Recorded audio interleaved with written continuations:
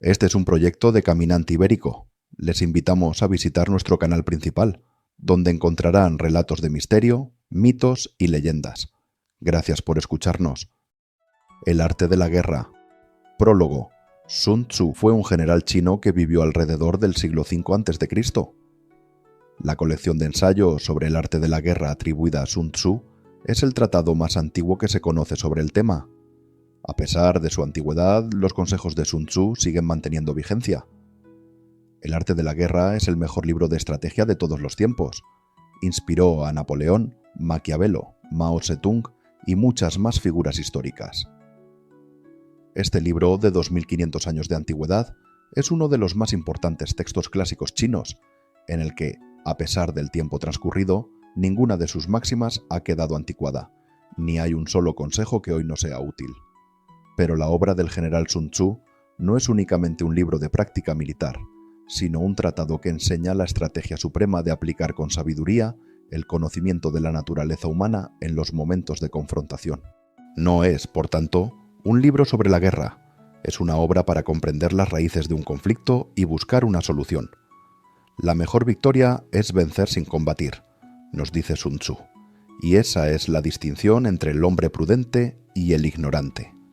La obra de Sun Tzu llegó por primera vez a Europa en el periodo anterior a la Revolución Francesa, en forma de una breve traducción realizada por el sacerdote jesuita J.M. Amiot. En las diversas traducciones que se han hecho desde entonces, se nombra ocasionalmente al autor como Sun Hu o Sun Tzu. El núcleo de la filosofía de Sun Tzu sobre la guerra descansa en estos dos principios. Todo el arte de la guerra se basa en el engaño. El supremo arte de la guerra es someter al enemigo sin luchar. Las ideas de Sun Tzu se extendieron por el resto de Asia hasta llegar a Japón. Los japoneses adoptaron rápidamente estas enseñanzas y, posiblemente, añadieron algunas de su propia cosecha. Hay constancia de que el principal libro japonés sobre el tema, el libro de los 5 anillos, está influido por la filosofía de Sun Tzu, ya que su autor, Miyamoto Musashi, estudió el tratado de El arte de la guerra durante su formación como samurái. Habitualmente se hace referencia a las culturas orientales como culturas de estrategia, y no es pequeña la influencia de Sun Tzu en este desarrollo cultural. Hoy en día, la filosofía del arte de la guerra ha ido más allá de los límites estrictamente militares, aplicándose a los negocios, los deportes, la diplomacia e incluso el comportamiento personal. Por ejemplo, muchas frases clave de los manuales modernos de gestión de empresas son prácticamente citas literales de la obra de Sun Tzu, cambiando, por ejemplo, ejército por empresa o armamento por recursos, sin ir más lejos. Las ideas siguen siendo completamente válidas a pesar de los 25 siglos transcurridos desde que se escribieron. Capítulo 1. Sobre la evaluación. Sun Tzu dice: la guerra es de vital importancia para el Estado. Es el dominio de la vida o de la muerte, el camino hacia la supervivencia o la pérdida del imperio. Es forzoso manejarla bien. No reflexionar seriamente sobre todo lo que le concierne es dar prueba de una culpable indiferencia en lo que respecta a la conservación o pérdida de lo que nos es más querido, y ello no debe ocurrir entre nosotros. Hay que valorarla en términos de 5 factores fundamentales y hacer comparaciones entre diversas condiciones de los bandos rivales, con vistas a determinar el resultado de la guerra. El primero de estos factores es la doctrina, el segundo, el tiempo, el tercero, el terreno, el cuarto, el mando, y el quinto, la disciplina. La doctrina significa aquello que hace que el pueblo esté en armonía con su gobernante, de modo que le siga donde sea, sin temer por sus vidas ni a correr cualquier peligro. El tiempo significa el yin y el yang, la noche y el día, el frío y el calor, días despejados o lluviosos, y el cambio de las estaciones. El terreno implica las distancias y hace referencia a dónde es fácil o difícil desplazarse, y si es campo abierto o lugares estrechos, y esto influencia las posibilidades de supervivencia. El mando ha de tener como cualidades sabiduría, sinceridad, benevolencia, coraje y disciplina. Por último, la disciplina ha de ser comprendida como la organización del ejército, las graduaciones y rangos entre los oficiales, la regulación de las rutas de suministros y la provisión de material militar al ejército. Estos 5 factores fundamentales han de ser conocidos por cada general. Aquel que los domina, vence. Aquel que no, sale derrotado. Por lo tanto, al trazar los planes, han de compararse los siguientes 7 factores, valorando cada uno con el mayor cuidado. ¿Qué dirigente es más sabio y capaz? ¿Qué comandante posee el mayor talento? ¿Qué ejército obtiene ventajas de la naturaleza y el terreno? ¿En qué ejército se observan mejor las regulaciones y las instrucciones? ¿Qué tropas son más fuertes? ¿Qué ejército tiene oficiales y tropas mejor entrenadas? ¿Qué ejército administra recompensas y castigos de forma más justa? Mediante el estudio de estos 7 factores, seré capaz de adivinar cuál de los 2 bandos saldrá victorioso y cuál será derrotado. El general que siga mi consejo es seguro que vencerá. Ese general ha de ser mantenido al mando. Aquel que ignore mi consejo ciertamente será derrotado. Ese debe ser destituido. Tras prestar atención a mi consejo y planes, el general debe crear una situación que contribuya a su cumplimiento. Por situación quiero decir que debe tomar en consideración la situación del campo y actuar de acuerdo con lo que le es ventajoso. El arte de la guerra se basa en el engaño. Por lo tanto, cuando es capaz de atacar, ha de aparentar incapacidad. Cuando las tropas se mueven, aparentar inactividad. Si está cerca del enemigo, ha de hacerle creer que está lejos. Si está lejos, aparentar que se está cerca. Poner cebos para atraer al enemigo. Golpear al enemigo cuando está desordenado. Prepararse contra él cuando está seguro en todas partes. Evitarle durante un tiempo cuando es más fuerte. Si tu oponente tiene un temperamento colérico, intenta irritarle. Si es arrogante, trata de fomentar su egoísmo. Si las tropas enemigas se hallan bien preparadas tras una reorganización, intenta desordenarlas. Si están unidas, siembra la disensión entre sus filas. Ataca al enemigo cuando no está preparado y aparece cuando no te espera. Estas son las claves de la victoria para el estratega. Ahora, si las estimaciones realizadas antes de la batalla indican victoria, es porque los cálculos cuidadosamente realizados muestran que tus condiciones son más favorables que las condiciones del enemigo. Si indican derrota, es porque muestran que las condiciones favorables para la batalla son menores. Con una evaluación cuidadosa, uno puede vencer. Sin ella, no puede. Muchas menos oportunidades de victoria tendrá aquel que no realiza cálculos en absoluto. Gracias a este método, se puede examinar la situación y el resultado aparece claramente. Capítulo 2. Sobre la iniciación de las acciones. Una vez comenzada la batalla, aunque estés ganando, de continuar por mucho tiempo, desanimará a tus tropas y embotará tu espada. Si estás sitiando una ciudad, agotarás tus fuerzas. Si mantienes a tu ejército durante mucho tiempo en campaña, tus suministros se agotarán. Las armas son instrumentos de mala suerte. Emplearlas por mucho tiempo producirá calamidades. Como se ha dicho, los que a hierro matan, a hierro mueren. Cuando tus tropas están desanimadas, tu espada embotada, agotadas tus fuerzas y tus suministros son escasos, hasta los tuyos se aprovecharán de tu debilidad para sublevarse. Entonces, aunque tengas consejeros sabios, al final no podrás hacer que las cosas salgan bien. Por esta causa, he oído hablar de operaciones militares que han sido torpes y repentinas, pero nunca he visto a ningún experto en el arte de la guerra que mantuviese la campaña por mucho tiempo. Nunca es beneficioso para un país dejar que una operación militar se prolongue por mucho tiempo. Como se dice comúnmente, sé rápido como el trueno que retumba antes de que hayas podido taparte los oídos, veloz como el relámpago que relumbra antes de haber podido pestañear. Por lo tanto, los que no son totalmente conscientes de la desventaja de servirse de las armas, no pueden ser totalmente conscientes de las ventajas de utilizarlas. Los que utilizan los medios militares con pericia no activan a sus tropas 2 veces, ni proporcionan alimentos en 3 ocasiones, con un mismo objetivo. Esto quiere decir que no se debe movilizar al pueblo más de una vez por campaña, y que inmediatamente, después de alcanzar la victoria, no se debe regresar al propio país para hacer una segunda movilización. Al principio, esto significa proporcionar alimentos para las propias tropas, pero después se quitan los alimentos al enemigo.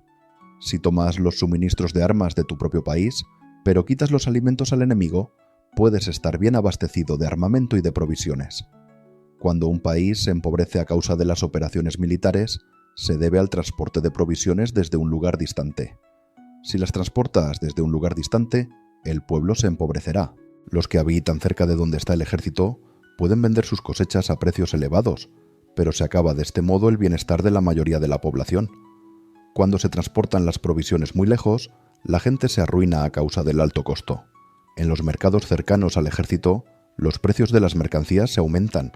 Por lo tanto, las largas campañas militares constituyen una lacra para el país. Cuando se agotan los recursos, los impuestos se recaudan bajo presión.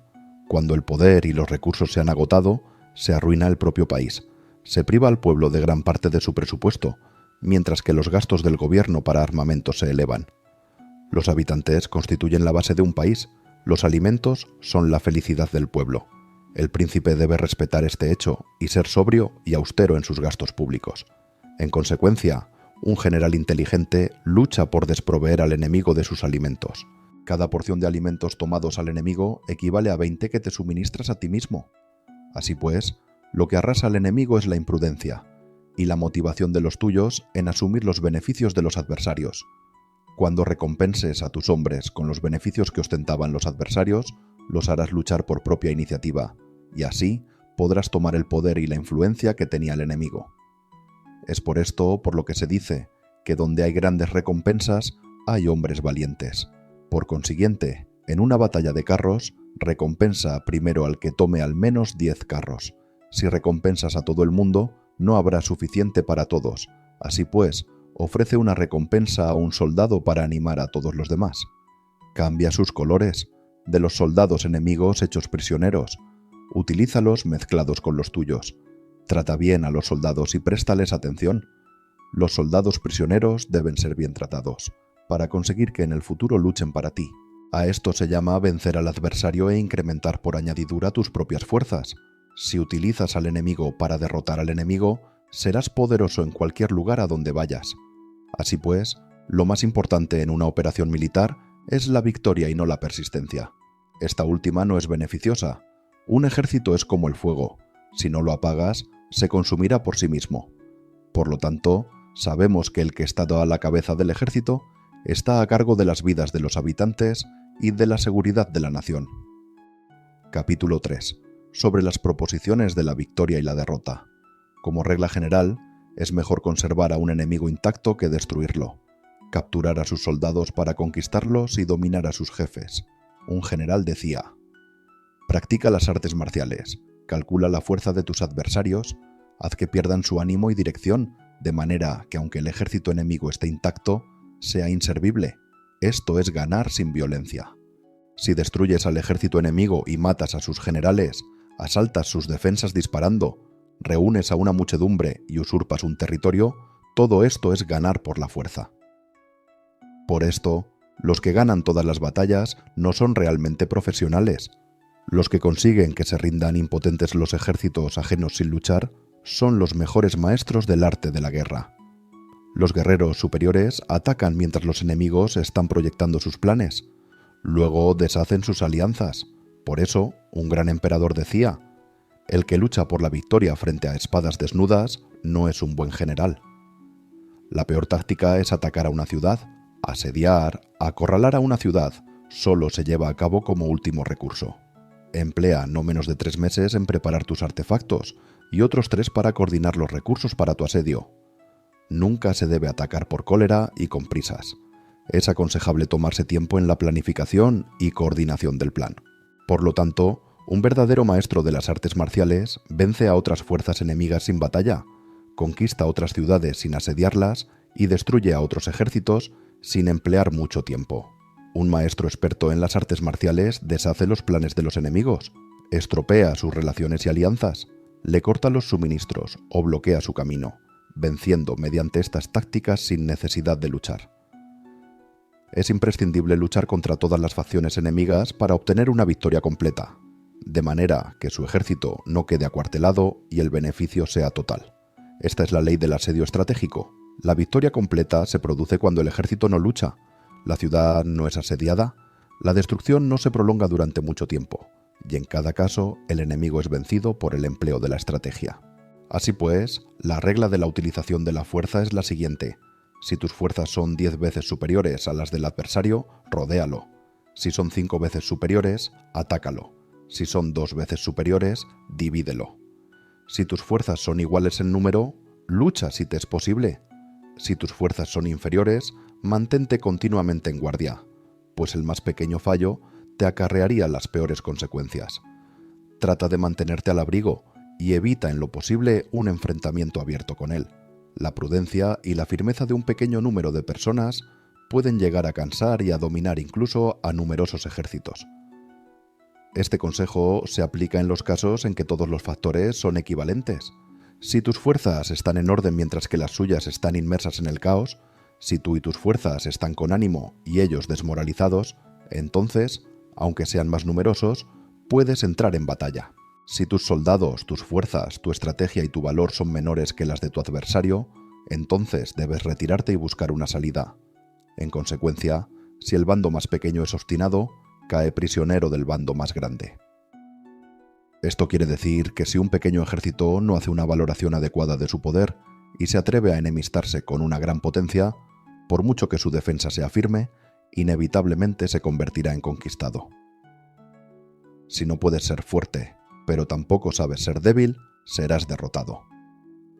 Los generales son servidores del pueblo. Cuando su servicio es completo, el pueblo es fuerte. Cuando su servicio es defectuoso, el pueblo es débil. Así pues, existen 3 maneras en las que un príncipe lleva al ejército al desastre. Cuando un príncipe, ignorando los hechos, ordena avanzar a sus ejércitos o retirarse cuando no deben hacerlo. A esto se le llama inmovilizar al ejército. Cuando un príncipe ignora los asuntos militares, pero comparte en pie de igualdad el mando del ejército, los soldados acaban confusos. Cuando el príncipe ignora cómo llevar a cabo las maniobras militares, pero comparte por igual su dirección, los soldados están vacilantes. Una vez que los ejércitos están confusos y vacilantes, empiezan los problemas procedentes de los adversarios. A esto se le llama perder la victoria por trastornar el aspecto militar. Si intentas utilizar los métodos de un gobierno civil para dirigir una operación militar, la operación será confusa. Triunfan aquellos que saben cuándo luchar y cuándo no. Saben discernir cuándo utilizar muchas o pocas tropas. Tienen tropas cuyos rangos superiores e inferiores tienen el mismo objetivo. Se enfrentan con preparativos a enemigos desprevenidos. Tienen generales competentes y no limitados por sus gobiernos civiles. Estas 5 son las maneras de conocer al futuro vencedor. Hablar de que el príncipe sea el que da las órdenes en todo es como el general solicitarle permiso al príncipe para poder apagar un fuego. Para cuando sea autorizado, ya no quedan sino cenizas. Si conoces a los demás y te conoces a ti mismo, ni en 100 batallas correrás peligro. Si no conoces a los demás, pero te conoces a ti mismo, perderás una batalla y ganarás otra. Si no conoces a los demás ni te conoces a ti mismo, correrás peligro en cada batalla. Capítulo 4. Sobre la medida en la disposición de los medios. Antiguamente, los guerreros expertos se hacían a sí mismos invencibles en primer lugar, y después aguardaban para descubrir la vulnerabilidad de sus adversarios. Hacerte invencible significa conocerte a ti mismo. Aguardar para descubrir la vulnerabilidad del adversario significa conocer a los demás. La invencibilidad está en uno mismo, la vulnerabilidad en el adversario. Por esto, los guerreros expertos pueden ser invencibles, pero no pueden hacer que sus adversarios sean vulnerables. Si los adversarios no tienen orden de batalla sobre el que informarse, ni negligencias o fallos de los que aprovecharse, ¿cómo puedes vencerlos aunque estén bien pertrechados?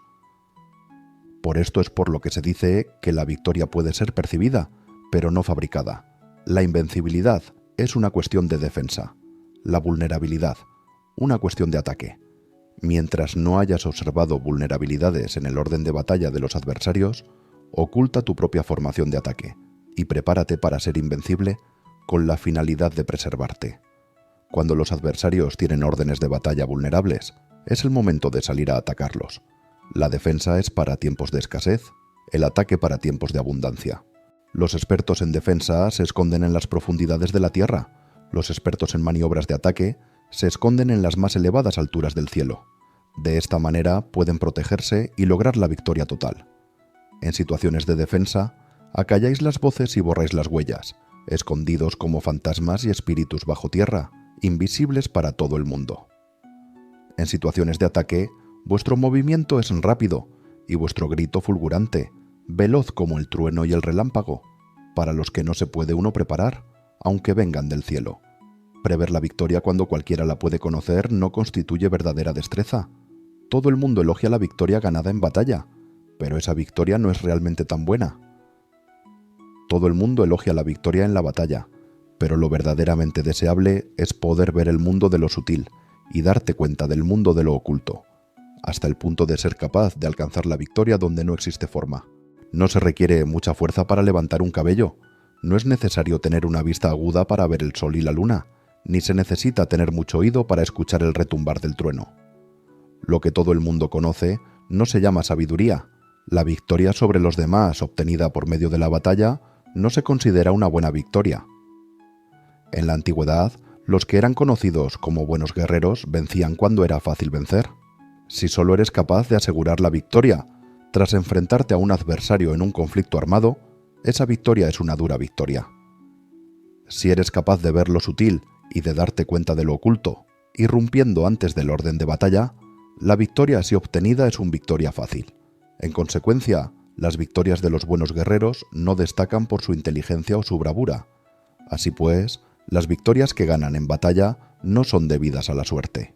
Sus victorias no son casualidades, sino que son debidas a haberse situado previamente en posición de poder ganar con seguridad, imponiéndose sobre los que ya han perdido de antemano. La gran sabiduría no es algo obvio, el mérito grande no se anuncia. Cuando eres capaz de ver lo sutil, es fácil ganar. ¿Qué tiene esto que ver con la inteligencia o la bravura? Cuando se resuelven los problemas antes de que surjan, ¿quién llama a esto inteligencia? Cuando hay victoria sin batalla, ¿quién habla de bravura? Así pues, los buenos guerreros toman posición en un terreno en el que no pueden perder y no pasan por alto las condiciones que hacen a su adversario proclive a la derrota. En consecuencia, un ejército victorioso gana primero y entabla la batalla después. Un ejército derrotado lucha primero e intenta obtener la victoria después. Esta es la diferencia entre los que tienen estrategia y los que no tienen planes premeditados. Los que utilizan bien las armas cultivan el camino y observan las leyes. Así pueden gobernar prevaleciendo sobre los corruptos, servirse de la armonía para desvanecer la oposición, no atacar un ejército inocente, no hacer prisioneros o tomar botín por donde pase el ejército, no cortar los árboles ni contaminar los pozos, limpiar y purificar los templos de las ciudades y montañas del camino que atraviesas, no repetir los errores de una civilización decadente. A todo esto se llama el camino y sus leyes. Cuando el ejército está estrictamente disciplinado, hasta el punto en que los soldados morirían antes que desobedecer las órdenes, y las recompensas y los castigos merecen confianza y están bien establecidos, cuando los jefes y oficiales son capaces de actuar de esta forma, pueden vencer a un príncipe enemigo corrupto. Las reglas militares son 5: medición, valoración, cálculo, comparación y victoria. El terreno da lugar a las mediciones, estas dan lugar a las valoraciones a los cálculos, estos a las comparaciones, y las comparaciones dan lugar a las victorias. Mediante las comparaciones de las dimensiones puedes conocer dónde se halla la victoria o la derrota. En consecuencia, un ejército victorioso es como 1 kilo comparado con 1 gramo. Un ejército derrotado es como 1 gramo comparado con 1 kilo. Cuando el que gana consigue que su pueblo vaya a la batalla como si estuviera dirigiendo una gran corriente de agua hacia un cañón profundo. Esto es una cuestión de orden de batalla. Cuando el agua se acumula en un cañón profundo, nadie puede medir su cantidad, lo mismo que nuestra defensa no muestra su forma. Cuando se suelta el agua, se precipita hacia abajo como un torrente, de manera tan irresistible como nuestro propio ataque. Capítulo 5. Sobre la firmeza. La fuerza es la energía acumulada o la que se percibe. Esto es muy cambiante. Los expertos son capaces de vencer al enemigo creando una percepción favorable en ellos, así obtener la victoria sin necesidad de ejercer su fuerza. Gobernar sobre muchas personas como si fueran poco es una cuestión de dividirlas en grupos o sectores. Es organización. Batallar contra un gran número de tropas como si fueran pocas es una cuestión de demostrar la fuerza, símbolos y señales.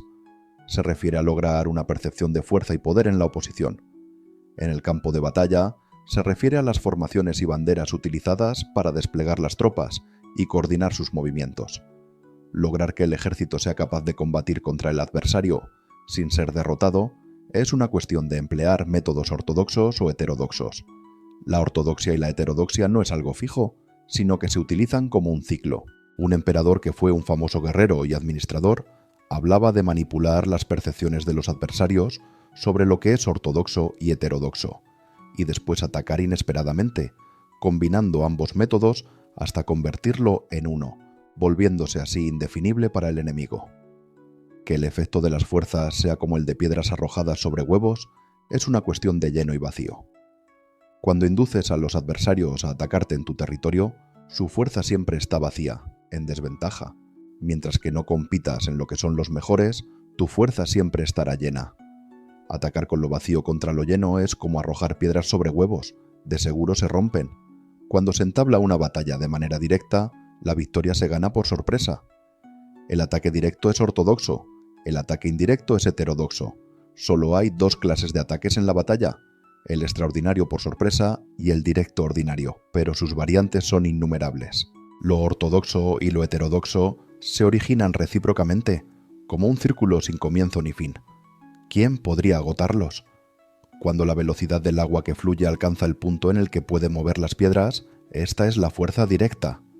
Cuando la velocidad y maniobrabilidad del halcón es tal que puede atacar y matar, esto es precisión. Lo mismo ocurre con los guerreros expertos. Su fuerza es rápida, su precisión certera. Su fuerza es como disparar una catapulta. Su precisión es dar en el objetivo previsto y causar el efecto esperado. El desorden llega del orden. La cobardía surge del valor. La debilidad brota de la fuerza. Si quieres fingir desorden para convencer a tus adversarios y distraerlos, primero tienes que organizar el orden, porque solo entonces puedes crear un desorden artificial. Si quieres fingir cobardía para conocer la estrategia de los adversarios, primero tienes que ser extremadamente valiente, porque solo entonces puedes actuar como tímido de manera artificial. Si quieres fingir debilidad para inducir la arrogancia en tus enemigos, primero has de ser extremadamente fuerte, porque solo entonces puedes pretender ser débil. El orden y el desorden son una cuestión de organización. La cobardía es una cuestión valentía y la de ímpetu. La fuerza y la debilidad son una cuestión de la formación en la batalla. Cuando un ejército tiene la fuerza del ímpetu, percepción, incluso el tímido se vuelve valiente. Cuando pierde la fuerza del ímpetu, incluso el valiente se convierte en tímido. Nada está fijado en las leyes de la guerra. Estas se desarrollan sobre la base del ímpetu. Con astucia se puede anticipar y lograr que los adversarios se convenzan a sí mismos cómo proceder y moverse. Les ayuda a caminar por el camino que les traza. Hace moverse a los enemigos con la perspectiva del triunfo, para que caigan en la emboscada. Los buenos guerreros buscan la efectividad en la batalla a partir de la fuerza del ímpetu, percepción, y no dependen solo de la fuerza de sus soldados. Son capaces de escoger a la mejor gente, desplegarlos adecuadamente y dejar que la fuerza del ímpetu logre sus objetivos. Cuando hay entusiasmo, convicción, orden, organización, recursos, compromiso de los soldados, tienes la fuerza del ímpetu, y el tímido es valeroso. Así es posible asignar a los soldados por sus capacidades, habilidades y encomendarle deberes y responsabilidades adecuadas. El valiente puede luchar, el cuidadoso puede hacer de centinela y el inteligente puede estudiar, analizar y comunicar. Cada cual es útil. Hacer que los soldados luchen permitiendo que la fuerza del ímpetu haga su trabajo es como hacer rodar rocas. Las rocas permanecen inmóviles cuando están en un lugar plano, pero ruedan en un plano inclinado. Se quedan fijas cuando son cuadradas, pero giran si son redondas. Por lo tanto, cuando se conduce a los hombres a la batalla con astucia, el impulso es como rocas redondas que se precipitan montaña abajo. Esta es la fuerza que produce la victoria. Capítulo 6. Sobre lo lleno y lo vacío. Los que anticipan, se preparan y llegan primero al campo de batalla y esperan al adversario, están en posición descansada. Los que llegan los últimos al campo de batalla, los que improvisan y entablan la lucha quedan agotados. Los buenos guerreros hacen que los adversarios vengan a ellos, y de ningún modo se dejan atraer fuera de su fortaleza. Si haces que los adversarios vengan a ti para combatir, su fuerza estará siempre vacía. Si no sales a combatir, tu fuerza estará siempre llena. Este es el arte de vaciar a los demás y de llenarte a ti mismo. Lo que impulsa a los adversarios a venir hacia ti por propia decisión es la perspectiva de ganar. Lo que desanima a los adversarios de ir hacia ti es la probabilidad de sufrir daños. Cuando los adversarios están en posición favorable, debes cansarlos. Cuando están bien alimentados, cortar los suministros. Cuando están descansando, hacer que se pongan en movimiento. Ataca inesperadamente, haciendo que los adversarios se agoten corriendo para salvar sus vidas. Interrumpe sus provisiones, arrasa sus campos y corta sus vías de aprovisionamiento. Aparece en lugares críticos y ataca donde menos se lo esperen, haciendo que tengan que acudir al rescate. Aparece donde no puedan ir. Se dirige hacia donde menos se lo esperen. Para desplazarte cientos de kilómetros sin cansancio, atraviesa tierras despobladas. Atacar un espacio abierto no significa solo un espacio en el que el enemigo no tiene defensa. Mientras su defensa no sea estricta, el lugar no esté bien guardado, los enemigos se desperdigarán ante ti, como si estuvieras atravesando un territorio despoblado. Para tomar infaliblemente lo que atacas, ataca donde no haya defensa. Para mantener una defensa infaliblemente segura, defiende donde no haya ataque. Así, en el caso de los que son expertos en el ataque, sus enemigos no saben por dónde atacar. Cuando se cumplen las instrucciones, las personas son sinceramente leales y comprometidas, los planes y preparativos para la defensa implantados con firmeza, siendo tan sutil y reservado que no se revelan las estrategias de ninguna forma, y los adversarios se sienten inseguros, y su inteligencia no les sirve para nada. Sé extremadamente sutil, discreto, hasta el punto de no tener forma. Sé completamente misterioso y confidencial, hasta el punto de ser silencioso. De esta manera podrás dirigir el destino de tus adversarios. Para avanzar sin encontrar resistencia, arremete por sus puntos débiles. Para retirarte de manera esquiva, sé más rápido que ellos. Las situaciones militares se basan en la velocidad. Llega como el viento, muévete como el relámpago, y los adversarios no podrán vencerte. Por lo tanto, cuando quieras entrar en batalla, incluso si el adversario está atrincherado en una posición defensiva, no podrá evitar luchar si atacas en el lugar en el que debe acudir irremediablemente al rescate.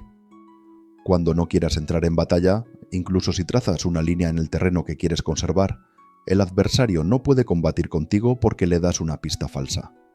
Esto significa que cuando los adversarios llegan para atacarte, no luchas con ellos, sino que estableces un cambio estratégico para confundirlos y llenarlos de incertidumbre. Por consiguiente, cuando induces a otros a efectuar una formación, mientras que tú mismo permaneces sin formación, estás concentrado, mientras que tu adversario está dividido. Haz que los adversarios vean como extraordinario lo que es ordinario para ti. Haz que vean como ordinario lo que es extraordinario para ti. Esto es inducir al enemigo a efectuar una formación. Una vez vista la formación del adversario, concentra tus tropas contra él. Como tu formación no está a la vista, el adversario dividirá seguramente sus fuerzas. Cuando estás concentrado formando una sola fuerza, mientras el enemigo está dividido en 10, estás atacando a una concentración de 1/10, así que tus fuerzas superarán a las suyas. Si puedes atacar a unos pocos soldados con muchos, diezmarás el número de tus adversarios. Cuando estás fuertemente atrincherado, te has hecho fuerte tras buenas barricadas y no dejas filtrar ninguna información sobre tus fuerzas. Sal afuera sin información precisa. Ataca y conquista de manera incontenible. No han de conocer dónde piensas librar la batalla, porque cuando no se conoce, el enemigo destaca muchos puestos de vigilancia, y en el momento en el que se establecen numerosos puestos, solo tienes que combatir contra pequeñas unidades. Así pues, cuando su vanguardia está preparada, su retaguardia es defectuosa, y cuando su retaguardia está preparada, su vanguardia presenta puntos débiles. Las preparaciones de su ala derecha significarán carencia en su ala izquierda. Las preparaciones por todas partes significarán ser vulnerable por todas partes. Esto significa que cuando las tropas están de guardia en muchos lugares, están forzosamente desperdigadas en pequeñas unidades. Cuando se dispone de pocos soldados, estás a la defensiva contra el adversario. El que dispone de muchos hace que el enemigo tenga que defenderse. Cuantas más defensas induces a adoptar a tu enemigo, más debilitado quedará. Así, si conoces el lugar y la fecha de la batalla, puedes acudir a ella aunque estés a 1000 kilómetros de distancia. Si no conoces el lugar y la fecha de la batalla, entonces tu flanco izquierdo no puede salvar al derecho, tu vanguardia no puede salvar a tu retaguardia, y tu retaguardia no puede salvar a tu vanguardia, ni siquiera en un territorio de unas pocas docenas de kilómetros, Si tienes muchas más tropas que los demás, ¿cómo puede ayudarte este factor para obtener la victoria? Si no conoces el lugar y la fecha de la batalla, aunque tus tropas sean más numerosas que las de ellos, ¿cómo puedes saber si vas a ganar o a perder? Así pues, se dice que la victoria puede ser creada. Si haces que los adversarios no sepan el lugar y la fecha de la batalla, siempre puedes vencer. Incluso si los enemigos son numerosos, puede hacerse que no entren en combate. Por tanto, haz tu valoración sobre ellos para averiguar sus planes y determinar qué estrategia puede tener éxito y cuál no. Incítalos a la acción para descubrir cuál es el esquema general de sus movimientos y descansa. Haz algo por o en contra de ellos para atraer su atención, de manera que puedas descubrir sus hábitos de comportamiento de ataque y de defensa. Indúcelos a adoptar formaciones específicas para conocer sus puntos flacos. Esto significa utilizar muchos métodos para confundir y perturbar al enemigo con el objetivo de observar sus formas de respuesta hacia ti. Después de haberlas observado, actúas en consecuencia, de manera que puedes saber qué clase de situaciones significan vida y cuáles significan muerte. Pruébalos para averiguar sus puntos fuertes y sus puntos débiles. Por lo tanto, el punto final de la formación de un ejército es llegar a la no forma. Cuando no tienes forma, los informadores no pueden descubrir nada, ya que la información no puede crear una estrategia. Una vez que no tienes forma perceptible, no dejas huellas que puedan ser seguidas. Los informadores no encuentran ninguna grieta por donde mirar, y los que están a cargo de la planificación no pueden establecer ningún plan realizable. La victoria sobre multitudes mediante formaciones precisas debe ser desconocida por las multitudes. Todo el mundo conoce la forma mediante la que resultó vencedor, pero nadie conoce la forma mediante la que aseguró la victoria. En consecuencia, la victoria en la guerra no es repetitiva, sino que adapta su forma continuamente. Determinar los cambios apropiados significa no repetir las estrategias previas para obtener la victoria. Para lograrla, puedo adaptarme desde el principio a cualquier formación que los adversarios puedan adoptar. Las formaciones son como el agua. La naturaleza del agua es evitar lo alto e ir hacia abajo. La naturaleza de los ejércitos es evitar lo lleno y atacar lo vacío.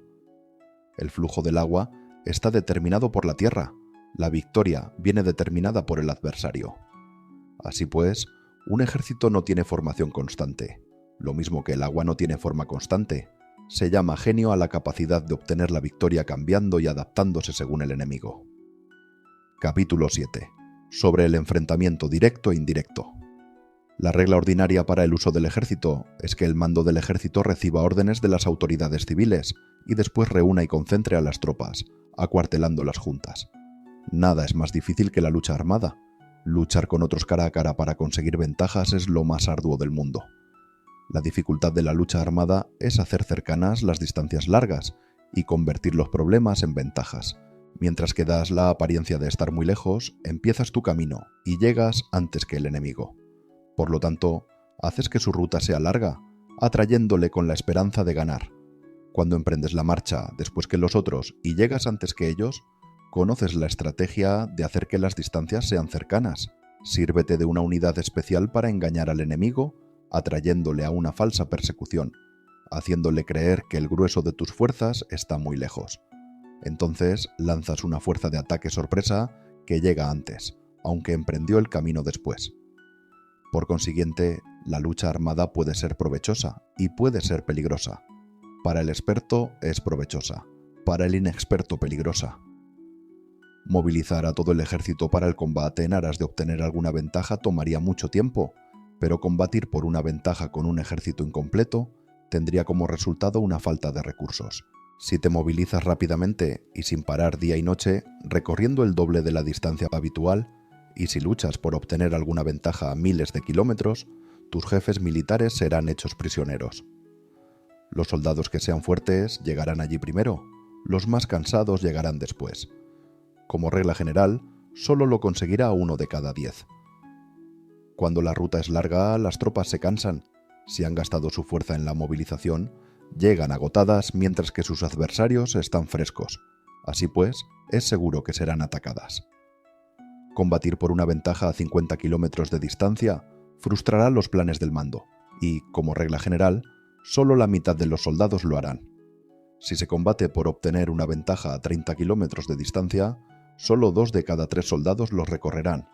Así pues, un ejército perece si no está equipado, si no tiene provisiones o si no tiene dinero. Estas 3 cosas son necesarias. No puedes combatir para ganar con un ejército no equipado o sin provisiones, lo que el dinero facilita. Por tanto, si ignoras los planes de tus rivales, no puedes hacer alianzas precisas, a menos que conozcas las montañas y los bosques, los desfiladeros y los pasos, y la condición de los pantanos, no puedes maniobrar con una fuerza armada. A menos que utilices guías locales, no puedes aprovecharte de las ventajas del terreno. Solo cuando conoces cada detalle de la condición del terreno, puedes maniobrar y guerrear.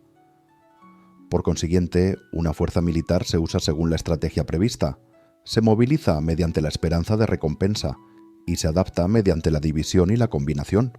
Una fuerza militar se establece mediante la estrategia, en el sentido de que distraes al enemigo para que no pueda conocer cuál es tu situación real y no pueda imponer su supremacía. Se moviliza mediante la esperanza de recompensa, en el sentido de que entra en acción cuando ve la posibilidad de obtener una ventaja. Dividir y volver a hacer combinaciones de tropas se hace para confundir al adversario y observar cómo reacciona frente a ti. De esta manera puedes adaptarte para obtener la victoria. Por eso, cuando una fuerza militar se mueve con rapidez, es como el viento.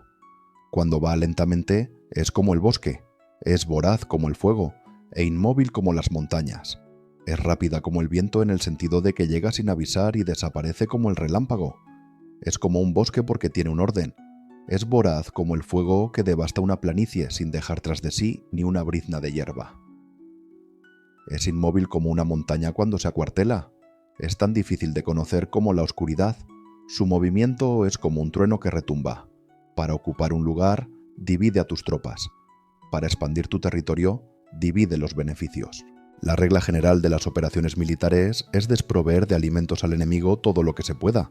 Sin embargo, en localidades donde la gente no tiene mucho, es necesario dividir a las tropas en grupos más pequeños para que puedan tomar en diversas partes lo que necesitan, ya que sólo así tendrán suficiente. En cuanto a dividir el botín, significa que es necesario repartirlo entre las tropas para guardar lo que ha sido ganado, no dejando que el enemigo lo recupere. Actúa después de haber hecho una estimación. Gana el que conoce primero la medida de lo que está lejos y lo que está cerca. Esta es la regla general de la lucha armada. El primero que hace el movimiento es el invitado, el último es el anfitrión. El invitado lo tiene difícil, el anfitrión lo tiene fácil. Cerca y lejos significan desplazamiento. El cansancio, el hambre y el frío surgen del desplazamiento. Un antiguo libro que trata de asuntos militares dice: las palabras no son escuchadas, por eso se hacen los símbolos y los tambores. Las banderas y los estandartes se hacen a causa de la ausencia de visibilidad. Símbolos, tambores, banderas y estandartes se utilizan para concentrar y unificar los oídos y los ojos de los soldados. Una vez que están unificados, el valiente no puede actuar solo, ni el tímido puede retirarse solo. Esta es la regla general del empleo de un grupo. Unificar los oídos y los ojos de los soldados significa hacer que miren y escuchen al unísono de manera que no caigan en la confusión y el desorden. Las señales se utilizan para indicar direcciones e impedir que los individuos vayan a donde se les antoje. Así pues, en batallas nocturnas, utiliza fuegos y tambores, y en batallas diurnas, sírvete de banderas y estandartes para manipular los oídos y los ojos de los soldados. Utiliza muchas señales para confundir las percepciones del enemigo y hacerle temer tu temible poder militar. De esta forma, haces desaparecer la energía de sus ejércitos y desmoralizas a sus generales. En primer lugar, has de ser capaz de mantenerte firme en tu propio corazón. Solo entonces puedes desmoralizar a los generales enemigos. Por esto, la tradición afirma que los habitantes de otros tiempos tenían la firmeza para desmoralizar, y la antigua ley de los que conducían carros de combate decía que cuando la mente original es firme, la energía fresca es victoriosa. De este modo, la energía de la mañana está llena de ardor, la del mediodía decae, y la energía de la noche se retira. En consecuencia, los expertos en el manejo de las armas prefieren la energía entusiasta, atacan la decadente y la que se bate en retirada. Son ellos los que dominan la energía. Cualquier débil en el mundo se dispone a combatir en un minuto si se siente animado, pero cuando se trata realmente de tomar las armas y de entrar en batalla, es poseído por la energía. Cuando esta energía se desvanece, se detendrá, estará asustado y se arrepentirá de haber comenzado. La razón por la que esa clase de ejércitos miran por encima del hombro a enemigos fuertes, lo mismo que miran a las doncellas vírgenes, es porque se están aprovechando de su agresividad, estimulada por cualquier causa. Utilizar el orden para enfrentarse al desorden, utilizar la calma para enfrentarse con los que se agitan, esto es dominar el corazón. A menos que tu corazón esté totalmente abierto y tu mente en orden, no puedes esperar ser capaz de adaptarte a responder sin límites, a manejar los acontecimientos de manera infalible, a enfrentarte a dificultades graves e inesperadas sin turbarte, dirigiendo cada cosa sin confusión. Dominar la fuerza es esperar a los que vienen de lejos, aguardar con toda comodidad a los que se han fatigado y con el estómago saciado a los hambrientos. Esto es lo que se quiere decir cuando se habla de atraer a otros hacia donde estás, al tiempo que evitas ser inducido a ir hacia donde están ellos. Evitar la confrontación contra formaciones de combate bien ordenadas y no atacar grandes batallones constituye el dominio de la adaptación. Por tanto, la regla general de las operaciones militares es no enfrentarse a una gran montaña ni oponerse al enemigo de espaldas a esta. Esto significa que si los adversarios están en un terreno elevado, no debes atacarles cuesta arriba, y que cuando efectúan una carga cuesta abajo, no debes hacerles frente.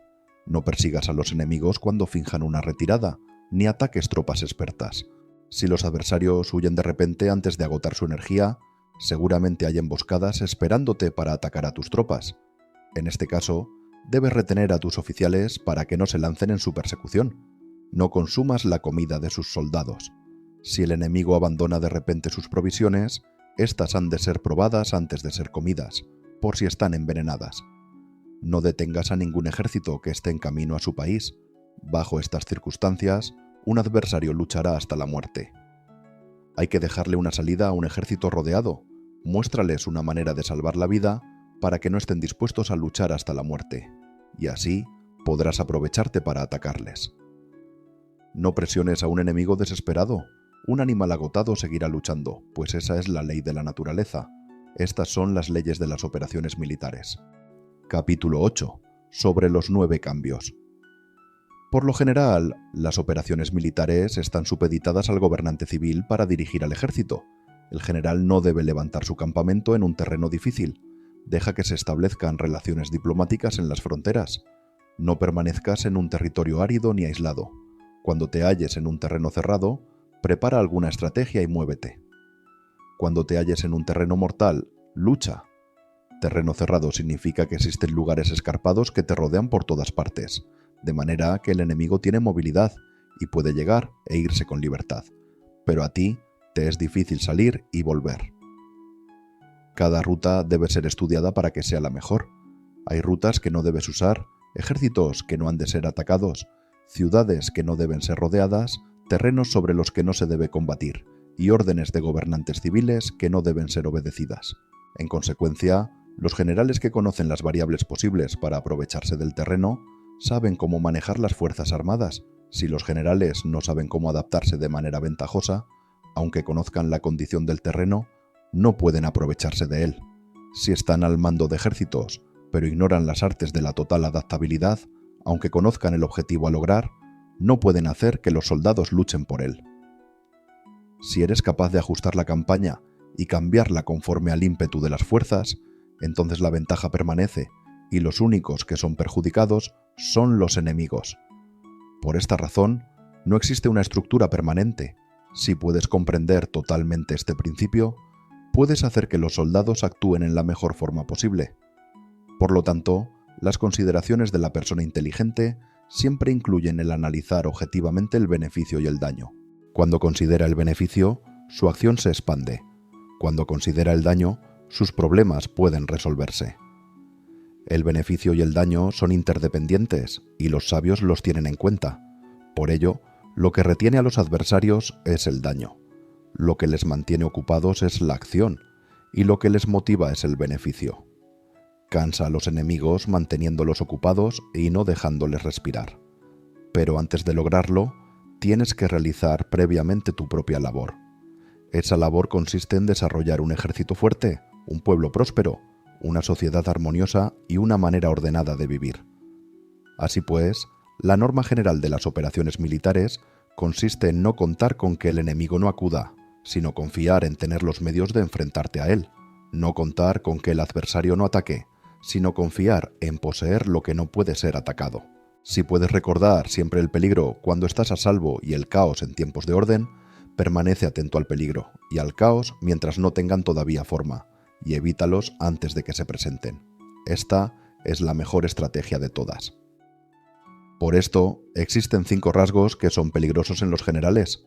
Los que están dispuestos a morir pueden perder la vida. Los que quieren preservar la vida pueden ser hechos prisioneros.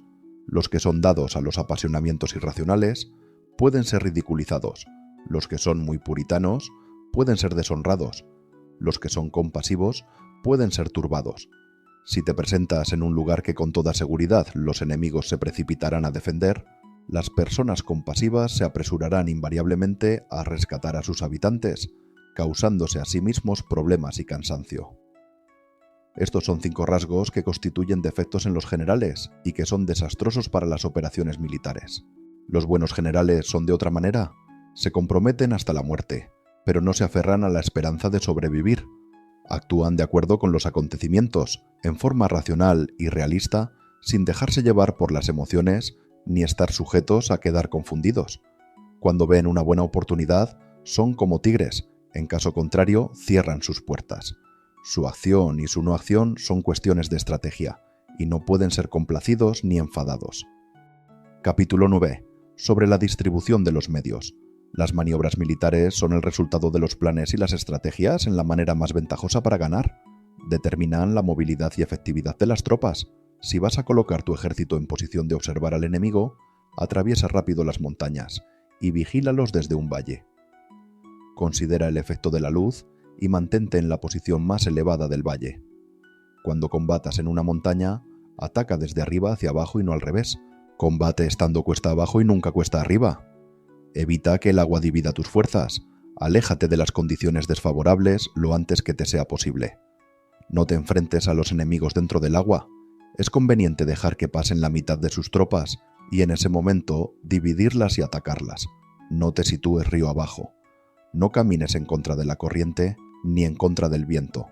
Si acampas en la ribera de un río, tus ejércitos pueden ser sorprendidos de noche, empujados a ahogarse o se les puede colocar veneno en la corriente. Tus barcas no deben ser amarradas corriente abajo para impedir que el enemigo aproveche la corriente lanzando sus barcas contra ti. Si atraviesas pantanos, hazlo rápidamente. Si te encuentras frente a un ejército en medio de un pantano, permanece cerca de sus plantas acuáticas o respaldado por los árboles.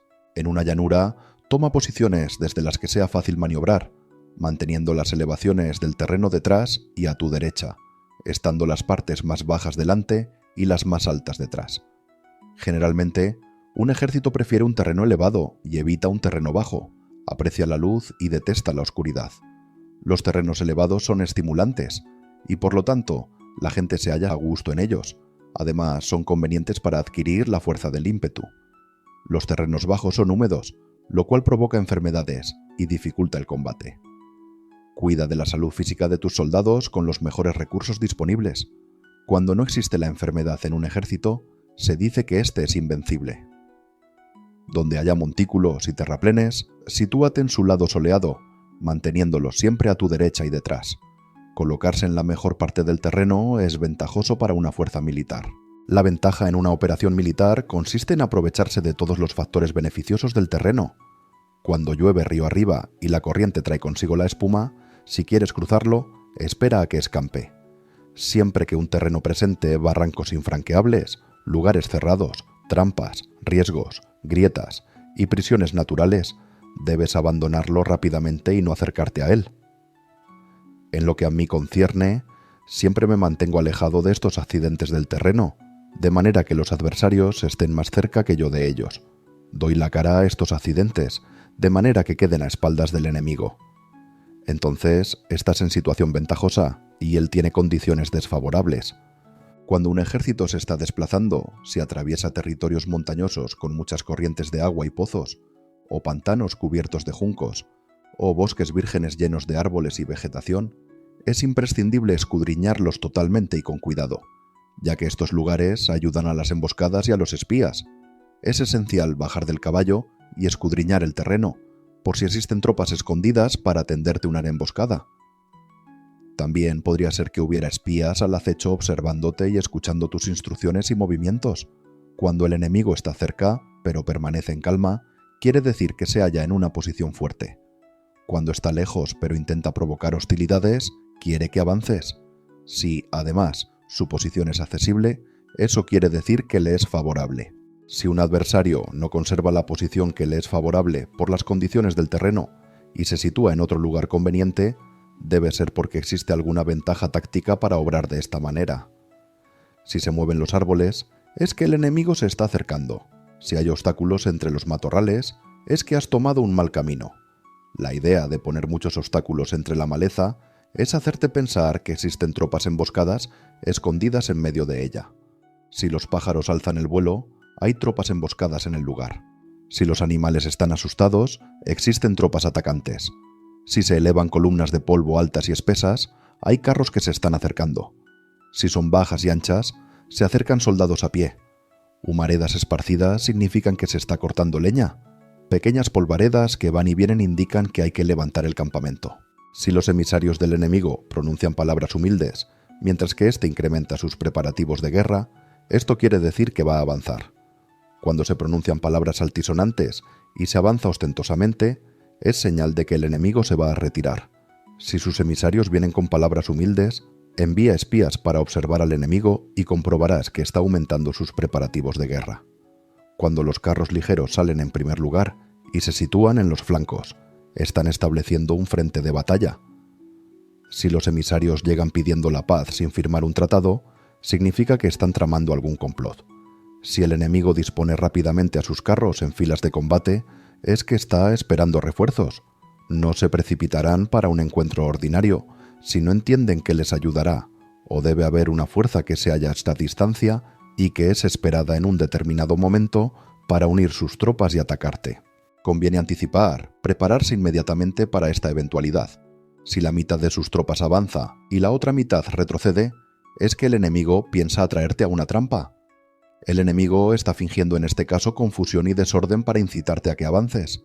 Si los soldados enemigos se apoyan unos en otros, es que están hambrientos. Si los aguadores beben en primer lugar, es que las tropas están sedientas. Si el enemigo ve una ventaja pero no la aprovecha, es que está cansado. Si los pájaros se reúnen en el campo enemigo, es que el lugar está vacío. Si hay pájaros sobrevolando una ciudad, el ejército ha huido. Si se producen llamadas nocturnas, es que los soldados enemigos están atemorizados. Tienen miedo y están inquietos, y por eso se llaman unos a otros. Si el ejército no tiene disciplina, esto quiere decir que el general no es tomado en serio. Si los estandartes se mueven, es que está sumido en la confusión. Las señales se utilizan para unificar el grupo. Así pues, si se desplaza de acá para allá sin orden ni concierto, significa que sus filas están confusas. Si sus emisarios muestran irritación, significa que están cansados. Si matan sus caballos para obtener carne, es que los soldados carecen de alimentos. Cuando no tienen marmitas y no vuelven a su campamento, son enemigos completamente desesperados. Si se producen murmuraciones, faltas de disciplina, y los soldados hablan mucho entre sí, quiere decir que se ha perdido la lealtad de la tropa. Las murmuraciones describen la expresión de los verdaderos sentimientos. Las faltas de disciplina indican problemas con los superiores. Cuando el mando ha perdido la lealtad de las tropas, los soldados se hablan con franqueza entre sí sobre los problemas con sus superiores. Si se otorgan numerosas recompensas, es que el enemigo se halla en un callejón sin salida. Cuando se ordenan demasiados castigos, es que el enemigo está desesperado. Cuando la fuerza de su ímpetu está agotada, otorgan constantes recompensas para tener contentos a los soldados, para evitar que se rebelen en masa. Cuando los soldados están tan agotados que no pueden cumplir las órdenes, son castigados una y otra vez para restablecer la autoridad. Ser violento al principio y terminar después temiendo a los propios soldados es el colmo de la ineptitud. Los emisarios que acuden con actitud conciliatoria indican que el enemigo quiere una tregua. Si las tropas enemigas se enfrentan a ti con ardor, pero demoran el momento de entrar en combate sin abandonar, no obstante, el terreno, has de observarlos cuidadosamente. Están preparando un ataque por sorpresa. En asuntos militares, no es necesariamente más beneficioso ser superior en fuerzas, solo evitar actuar con violencia innecesaria. Es suficiente con consolidar tu poder, hacer estimaciones sobre el enemigo y conseguir reunir tropas. Eso es todo. El enemigo que actúa aisladamente, que carece de estrategia y que toma a la ligera a sus adversarios, inevitablemente acabará siendo derrotado. Si tu plan no contiene una estrategia de retirada o posterior al ataque, sino que confías exclusivamente en la fuerza de tus soldados y tomas a la ligera a tus adversarios sin valorar su condición, con toda seguridad caerás prisionero. Si se castiga a los soldados antes de haber conseguido que sean leales al mando, no obedecerán, y si no obedecen, serán difíciles de emplear. Tampoco podrán ser empleados si no se lleva a cabo ningún castigo, incluso después de haber obtenido su lealtad. Cuando existe un sentimiento subterráneo de aprecio y confianza, y los corazones de los soldados están ya vinculados al mando, si se relaja la disciplina, los soldados se volverán arrogantes, y será imposible emplearlos. Por lo tanto, dirígelos mediante el arte civilizado y unifícalos mediante las artes marciales. Esto significa una victoria continua. Arte civilizado significa humanidad y artes marciales significan reglamentos. Mándalos con humanidad y benevolencia. Unifícalos de manera estricta y firme.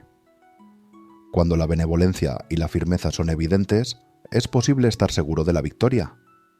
Cuando las órdenes se dan de manera clara, sencilla y consecuente a las tropas, éstas las aceptan. Cuando las órdenes son confusas, contradictorias y cambiantes, las tropas no las aceptan o no las entienden. Cuando las órdenes son razonables, justas, sencillas, claras y consecuentes, existe una satisfacción recíproca entre el líder y el grupo. Capítulo 10. Sobre la topología. Algunos terrenos son fáciles, otros difíciles, algunos neutros, otros estrechos, accidentados o abiertos. Cuando el terreno sea accesible, sé el primero en establecer tu posición, eligiendo las alturas soleadas, una posición que sea adecuada para transportar los suministros. Así tendrás ventaja cuando libres la batalla. Cuando estés en un terreno difícil de salir, estás limitado. En este terreno, si tu enemigo no está preparado, puedes vencer si sigues adelante, pero si el enemigo está preparado y sigues adelante, tendrás muchas dificultades para volver de nuevo a él, lo cual jugará en contra tuya. Cuando es un terreno desfavorable para ambos bandos, se dice que es un terreno neutro.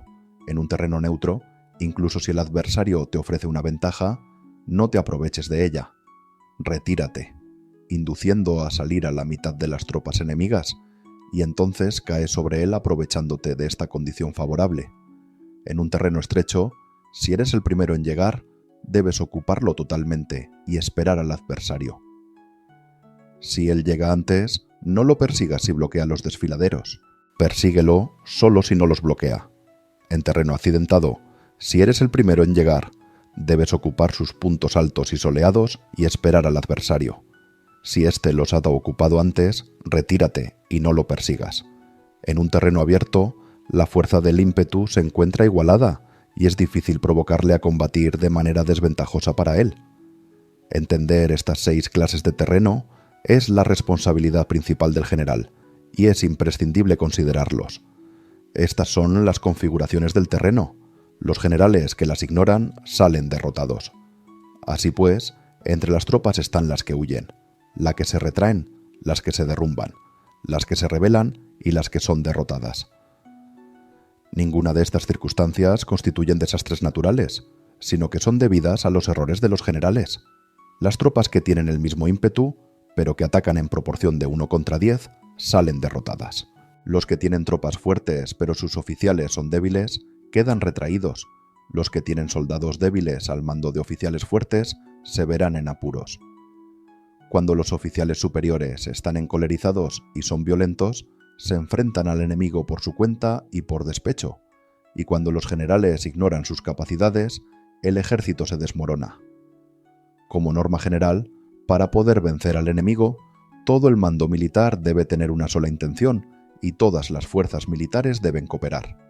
Cuando los generales son débiles y carecen de autoridad, cuando las órdenes no son claras, cuando oficiales y soldados no tienen solidez, y las formaciones son anárquicas, se producen revueltas.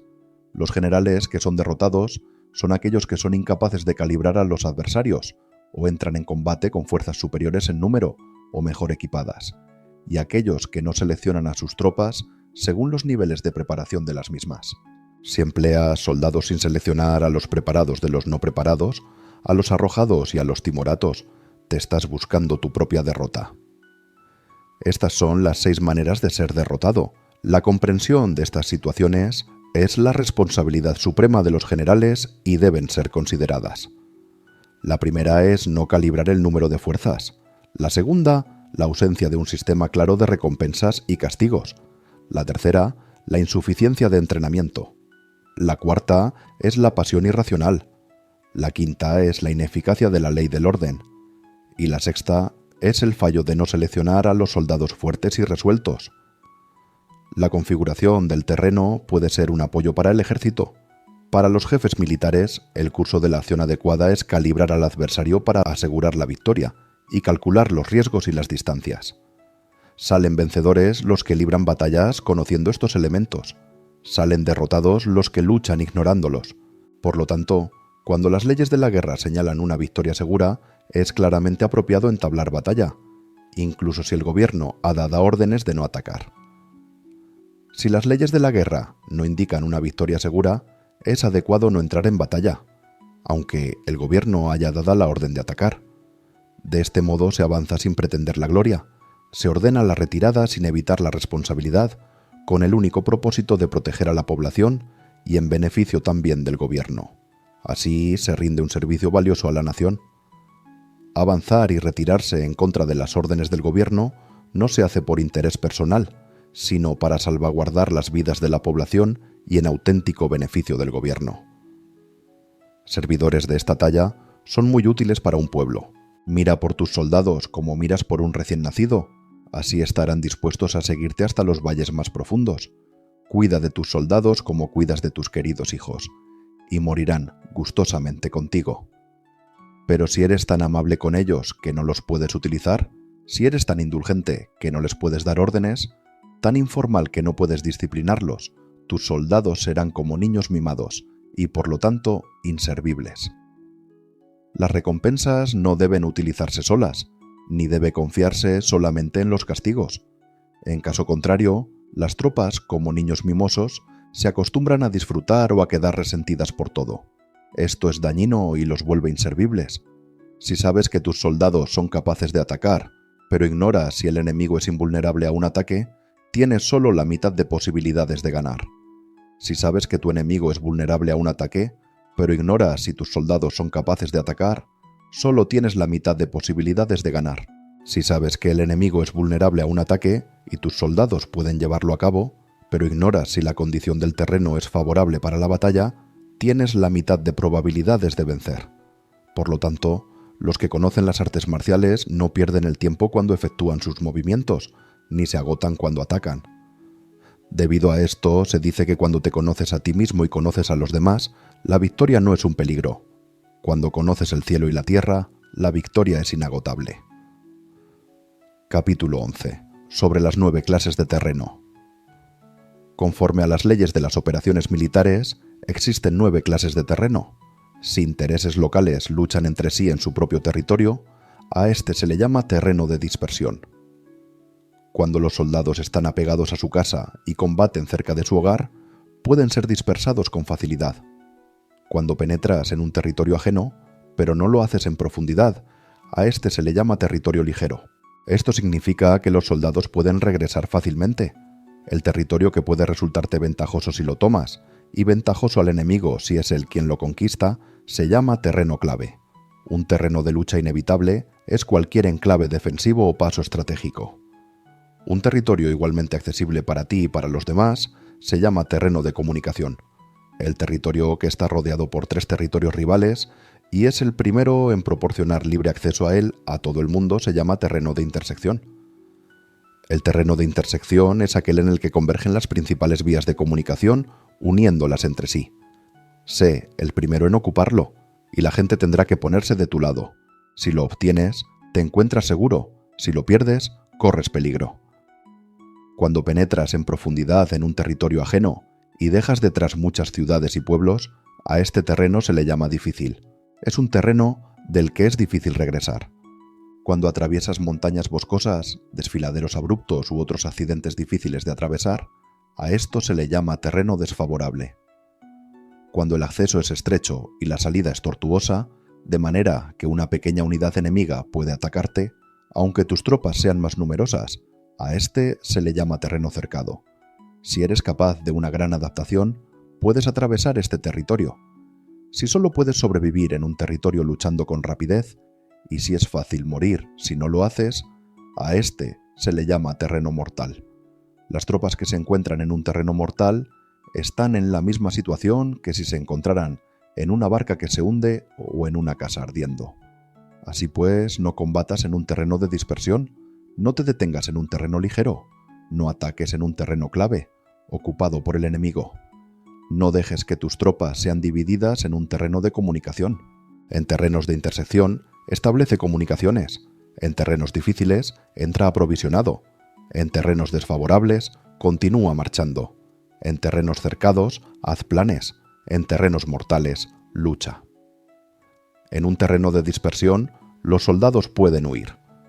Un terreno ligero es cuando los soldados han penetrado en territorio enemigo, pero todavía no tienen las espaldas cubiertas. Por eso, sus mentes no están realmente concentradas y no están listos para la batalla. No es ventajoso atacar al enemigo en un terreno clave. Lo que es ventajoso es llegar el primero a él. No debe permitirse que quede aislado el terreno de comunicación para poder servirse de las rutas de suministros. En terrenos de intersección estarás a salvo si estableces alianzas. Si las pierdes, te encontrarás en peligro. En terrenos difíciles, entrar aprovisionado significa reunir todo lo necesario para estar allí mucho tiempo. En terrenos desfavorables, ya que no puedes atrincherarte en ellos, debes apresurarte a salir.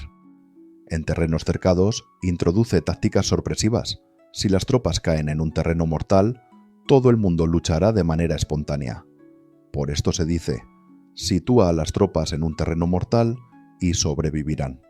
Los que eran antes considerados como expertos en el arte de la guerra eran capaces de hacer que el enemigo perdiera contacto entre su vanguardia y su retaguardia. Mantenían la confianza entre las grandes y las pequeñas unidades, el interés recíproco por el bienestar de los diferentes rangos, el apoyo mutuo entre gobernantes y gobernados, superaban el alistamiento de los soldados y mantenían la coherencia de sus ejércitos. Estos expertos entraban en acción cuando les era ventajoso y se retenían en caso contrario. Introducían cambios para confundir al enemigo, atacándolos aquí y allá, aterrorizándolos y sembrando en ellos la confusión, de tal manera que no les daban tiempo para hacer planes. Se podría preguntar cómo enfrentarse a fuerzas enemigas numerosas y bien organizadas que se dirigen hacia ti. La respuesta es quitarles en primer lugar algo que aprecien y después te escucharán. La rapidez de acción es el factor esencial de la condición de la fuerza militar, aprovechándose de los errores de los adversarios, desplazándose por caminos que no esperan y atacando cuando no están en guardia. Esto significa que para aprovecharse de la falta de preparación, de visión y de cautela de los adversarios, es necesario actuar con rapidez y que si dudas, esos errores no te servirán de nada. En una invasión, por regla general, cuanto más se adentran los invasores en el territorio ajeno, más fuertes se hacen, hasta el punto de que el gobierno nativo no puede ya expulsarlos. Escoge campos fértiles y las tropas tendrán suficiente para comer. Cuida de su salud y evita el cansancio. Consolida su energía, aumenta su fuerza. Que los movimientos de tus tropas y la preparación de tus planes sean insondables. Consolida la energía más entusiasta de tus tropas, ahorra las fuerzas sobrantes, mantén en secreto tus formaciones y tus planes, permaneciendo insondable para los enemigos, y espera a que se produzca un punto vulnerable para avanzar. Sitúa a tus tropas en un punto que no tenga salida, de manera que tengan que morir antes de poder escapar, porque, ante la posibilidad de la muerte, ¿qué no estarán dispuestas a hacer? Los guerreros dan entonces lo mejor de sus fuerzas. Cuando se hallan ante un grave peligro, pierden el miedo. Cuando no hay ningún sitio a donde ir, permanecen firmes. Cuando están totalmente implicados en un terreno, se aferran a él. Si no tienen otra opción, lucharán hasta el final. Por esta razón, los soldados están vigilantes sin tener que ser estimulados, se alistan sin tener que ser llamados a filas, Son amistosos sin necesidad de promesas y se puede confiar en ellos sin necesidad de órdenes. Esto significa que cuando los combatientes se encuentran en peligro de muerte, sea cual sea su rango, todos tienen el mismo objetivo y, por lo tanto, están alertas sin necesidad de ser estimulados, tienen buena voluntad de manera espontánea y sin necesidad de recibir órdenes, y puede confiarse de manera natural en ellos sin promesas ni necesidad de jerarquía. Prohíbe los augurios para evitar las dudas, y los soldados nunca te abandonarán. Si tus soldados no tienen riquezas, no es porque las desdeñen. Si no tienen más longevidad, no es porque no quieran vivir más tiempo. El día en que se da la orden de marcha, los soldados lloran. Así pues, una operación militar preparada con pericia debe ser como una serpiente veloz que contraataca con su cola cuando alguien le ataca por la cabeza, contraataca con la cabeza cuando alguien le ataca por la cola y contraataca con cabeza y cola cuando alguien le ataca por el medio. Esta imagen representa el método de una línea de batalla que responde velozmente cuando es atacada. Un manual de 8 formaciones clásicas de batalla dice: haz del frente la retaguardia, haz de la retaguardia el frente, con 4 cabezas y 8 colas. Haz que la cabeza esté en todas partes, y cuando el enemigo arremeta por el centro, cabeza y cola acudirán al rescate. Puede preguntarse la cuestión de si es posible hacer que una fuerza militar sea como una serpiente rápida. La respuesta es afirmativa. Incluso las personas que se tienen antipatía, encontrándose en el mismo barco, se ayudarán entre sí en caso de peligro de zozobrar. Es la fuerza de la situación la que hace que esto suceda. Por esto, no basta con depositar la confianza en caballos atados y ruedas fijadas. Se atan los caballos para formar una línea de combate estable, y se fijan las ruedas para hacer que los carros no se puedan mover. Pero aún así, esto no esté suficientemente seguro ni se puede confiar en ello. Es necesario permitir que haya variantes a los cambios que se hacen, poniendo a los soldados en situaciones mortales, de manera que combatan de forma espontánea y se ayuden unos a otros codo con codo. Este es el camino de la seguridad y de la obtención de una victoria cierta. La mejor organización es hacer que se exprese el valor y mantenerlo constante. Tener éxito tanto con tropas débiles como con tropas aguerridas se basa en la configuración de las circunstancias. Si obtienes la ventaja del terreno, puedes vencer a los adversarios, incluso con tropas ligeras y débiles. ¿Cuánto más te sería posible si tienes tropas poderosas y aguerridas? Lo que hace posible la victoria a ambas clases de tropas es las circunstancias del terreno. Por lo tanto, los expertos en operaciones militares logran la cooperación de la tropa, de tal manera que dirigir un grupo es como dirigir a un solo individuo que no tiene más que una sola opción. Corresponde al general ser tranquilo, reservado, justo y metódico.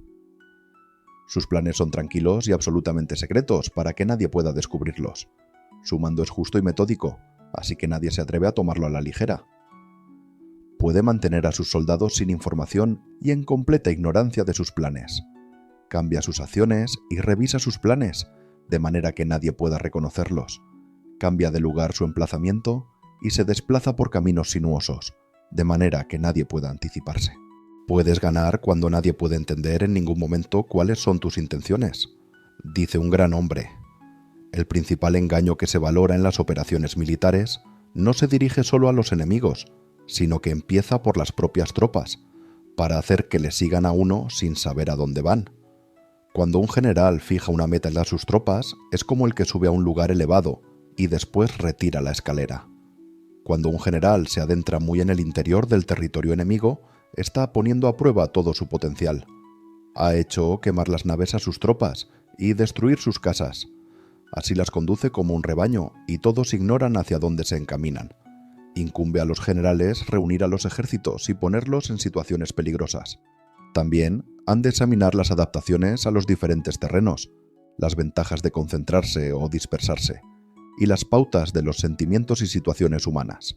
Cuando se habla de ventajas y de desventajas de la concentración y de la dispersión, quiere decir que las pautas de los comportamientos humanos cambian según los diferentes tipos de terreno. En general, la pauta general de los invasores es unirse cuando están en el corazón del territorio enemigo, pero tienden a dispersarse cuando están en las franjas fronterizas. Cuando dejas tu territorio y atraviesas la frontera en una operación militar, te hallas en un terreno aislado. Cuando es accesible desde todos los puntos, es un terreno de comunicación. Cuando te adentras en profundidad, estás en un terreno difícil.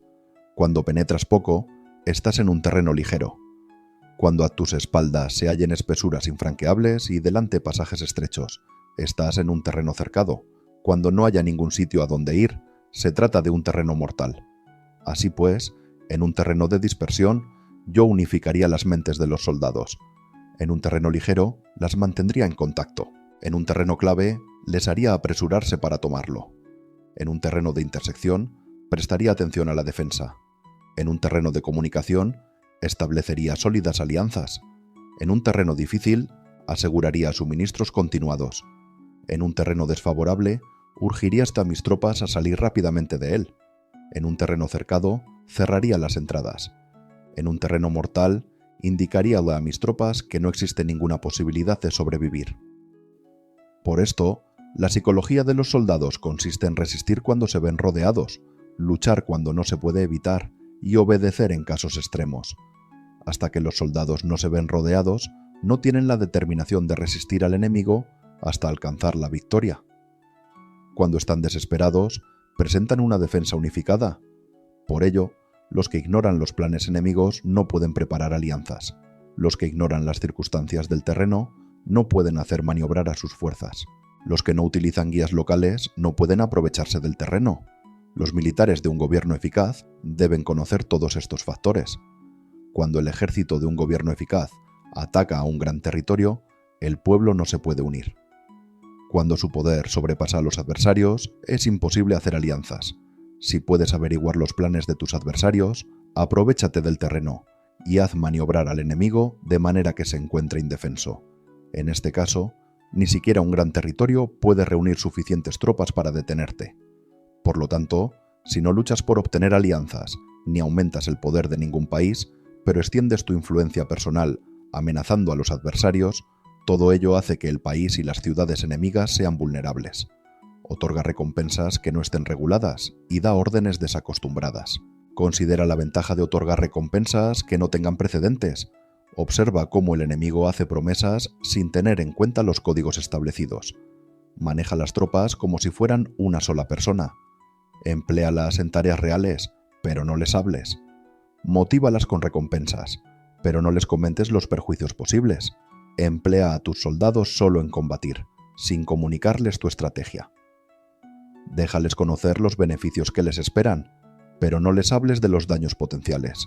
Si la verdad se filtra, tu estrategia puede hundirse. Si los soldados empiezan a preocuparse, se volverán vacilantes y temerosos. Colócalos en una situación de posible exterminio, y entonces lucharán para vivir. Ponles en peligro de muerte, y entonces sobrevivirán. Cuando las tropas afrontan peligros, son capaces de luchar para obtener la victoria. Así pues, la tarea de una operación militar es fingir acomodarse a las intenciones del enemigo. Si te concentras totalmente en este, puedes matar a su general aunque estés a kilómetros de distancia. A esto se llama cumplir el objetivo con pericia. Al principio te acomodas a sus intenciones, después matas a sus generales. Esta es la pericia en el cumplimiento del objetivo. Así, el día en que se declara la guerra, se cierran las fronteras, se rompen los salvoconductos y se impide el paso de emisarios. Los asuntos se deciden rigurosamente desde que se comienza a planificar y establecer la estrategia desde la casa o cuartel general. El rigor en los cuarteles generales en la fase de planificación se refiere al mantenimiento del secreto. Cuando el enemigo ofrece oportunidades, aprovéchalas inmediatamente. Entérate primero de lo que pretende y después anticípate a él. Mantén la disciplina y adáptate al enemigo para determinar el resultado de la guerra. Así, al principio eres como una doncella y el enemigo abre sus puertas. Entonces, tú eres como una liebre suelta y el enemigo no podrá expulsarte. Capítulo 12. Sobre el arte de atacar por el fuego. Existen 5 clases de ataques mediante el fuego: quemar a las personas, quemar los suministros, quemar el equipo, quemar los almacenes y quemar las armas. El uso del fuego tiene que tener una base y exige ciertos medios. Existen momentos adecuados para encender fuegos, concretamente cuando el tiempo es seco y ventoso. Normalmente, en ataques mediante el fuego es imprescindible seguir los cambios producidos por este. Cuando el fuego está dentro del campamento enemigo, Prepárate rápidamente desde fuera.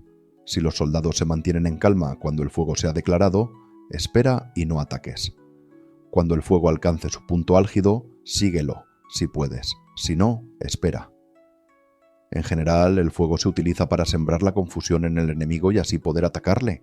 Cuando el fuego puede ser prendido en campo abierto, no esperes hacerlo en su interior.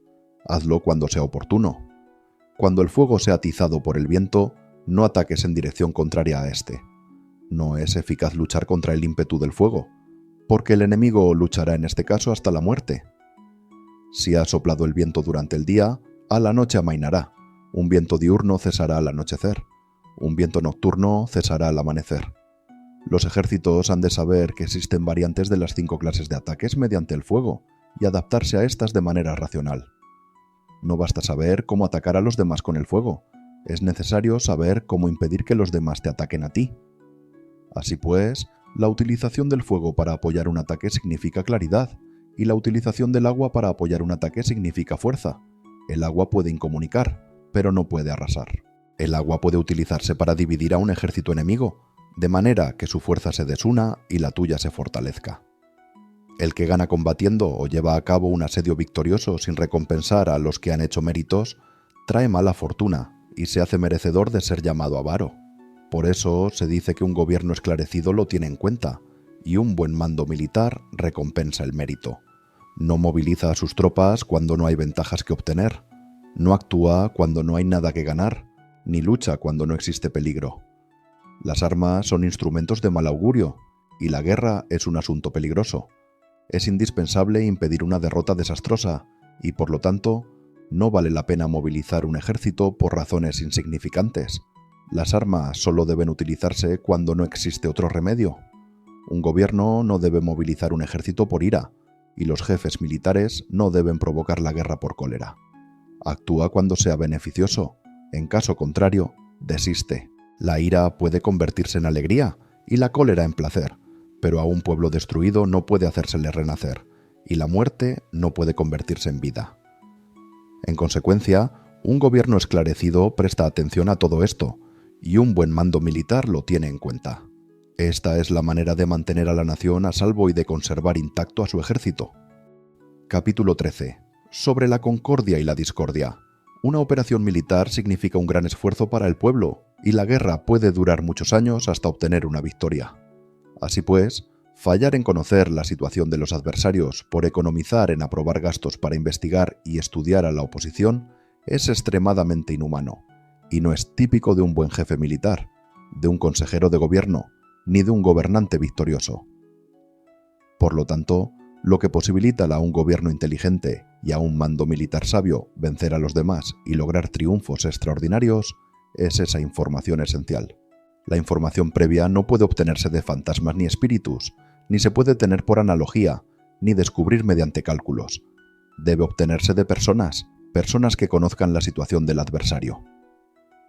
Existen 5 clases de espías: el espía nativo, el espía interno, el doble agente, el espía liquidable y el espía flotante.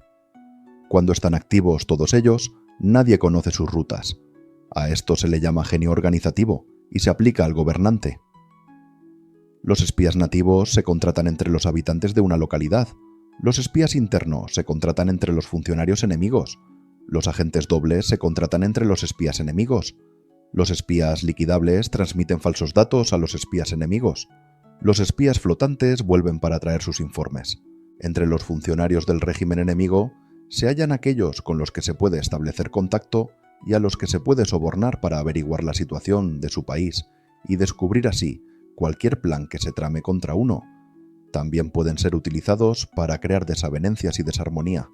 En consecuencia, nadie en las Fuerzas Armadas es tratado con tanta familiaridad como los espías, ni a nadie se le otorgan recompensas tan grandes como a ellos, ni hay asunto más secreto que el espionaje.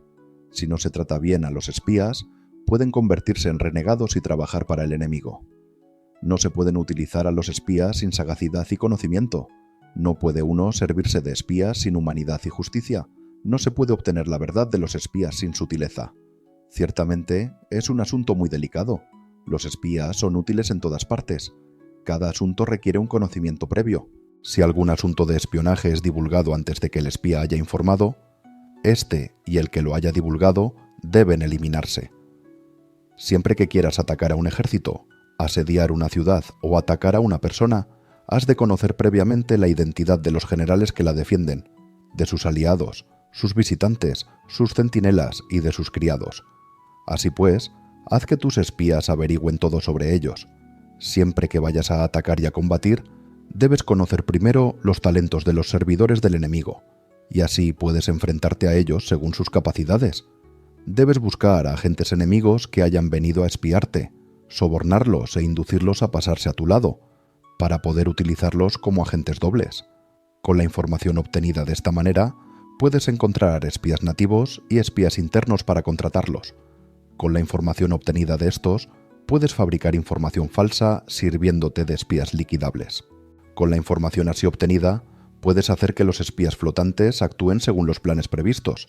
Es esencial para un gobernante conocer las 5 clases de espionaje, y este conocimiento depende de los agentes dobles. Así pues, estos deben ser bien tratados. Así, solo un gobernante brillante o un general sabio que pueda utilizar a los más inteligentes para el espionaje puede estar seguro de la victoria. El espionaje es esencial para las operaciones militares, y los ejércitos dependen de él para llevar a cabo sus acciones. No será ventajoso para el ejército actuar sin conocer la situación del enemigo, y conocer la situación del enemigo no es posible sin el espionaje. Fin del libro. Así termina esta historia, pero si quieres seguir explorando las sombras, los susurros y los misterios de los mitos y leyendas, te invito a visitar el canal principal de Caminante Ibérico. Gracias por escucharnos.